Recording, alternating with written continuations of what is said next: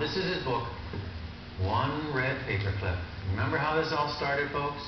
Gee, it seems like longer than 2 years ago. It was actually 2 years and 4 months ago. You sound tired. You sound fatigued. It's early. Huh? It's early. Well, you mean in the day? Yeah. The long and the short of it is, you took one red paperclip, you engaged the populace's sense of fun, and 14 trades later, you ended up with your ultimate goal, which was a home. That's right. And home is? Home is located at 503 Main Street in Kipling, Saskatchewan. Right. Is there anything that sets it apart from any other house? Big neon signs, anything? I think it was the only house in town that was actually traded for, starting from a red paperclip. Everyone else used money, I think. But oh, I heard of that. Yeah, it's got a huge red paperclip on the front. Yeah. And Kipling is actually now home to the world's largest paperclip. I think we have a picture of it. It's 4,000 pounds. Yeah, that's a Mountie in the middle there. Is that a real Mountie? Totally real. And I'm on the left there jumping, and my shirt says Saskatchewan. That's kind of fun. So that's Kipling's claim to, you are Kipling's claim to fame. That paperclip right there is a pending world record. It's in London. The judges are deciding whether it's the biggest. It's solid steel in order to be a paperclip. Who makes that? Holding paper. A company called Ardell Steel in Regina. Specializing in world record paperclip. Yeah, they shipped that paperclip. They shipped the steel to Niagara Falls to bend it. So. Oh, man. Yeah. Look what you started. Yeah, and you know, when you read the book, it's fascinating, because this all started with a game that you used to play as a child. That's right. Right? That's how it spun out. I wasn't very good. The game was called Bigger and Better. You go door to door. It's kind of like a cross between trick-or-treating and a scavenger hunt. And you start with something small like that pencil. That'd be perfect. And then you trade it for something bigger. And then you repeat. Right. The idea is to end up with something way bigger than you started with. But you gave yourself as a child, you gave yourself to the end of the day. We gave ourselves like an hour, and that's just not enough. No. And we started with a Christmas tree that we, a Christmas tree. Yeah. Listen, Kyle, do you ever regret using the red paperclip? No. You know, because we're so used to your story now, and you've been on all these media outlets and everything. It seems like the perfect initial, the beginning of this.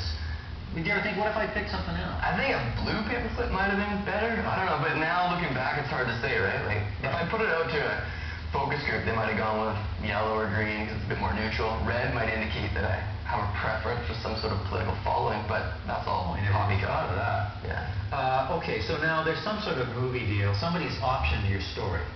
Yeah, DreamWorks. You know, people will option anything these days. I know. To denigrate the story, but I'm saying. It was a good dig. DreamWorks optioned it, and it's in pre-development, which means they're doing the Hollywood. So nothing's in play, but it could be, and it could happen real quick. So kind of excited about that. It could happen real quick. Yep. Well, you know, Hollywood is full of guys sitting around waiting for stuff to happen real quick. I know. Yeah. What is your day job? My day job right now, I don't really know. So you don't have one? I don't have a day job. But wait a minute, 2 years ago you were unemployed. I don't know, I'm sort of riding that out. And this woman, this lovely woman who saw some potential in you. Yep. God knows what. This was 2 years ago. You married the woman. The woman hung around through the whole paperclip. I guess she likes flakes. Like, she loves cornflakes, and I just fit right in. Right. Yeah. She says, oh, I love his youthful spirit. Yeah. His playful sense. We've got a van, so that kind of solves a lot of problems. Right, but eventually won't she likely say to you, Eric, I don't think so. No? No, it's more of a question of not having a job. It's a question of doing what you want and somehow scrounging a way to make it continually doable. That's what I'm going to do. Now look, there's got to be copycats to this now, because you kind of started a little movement.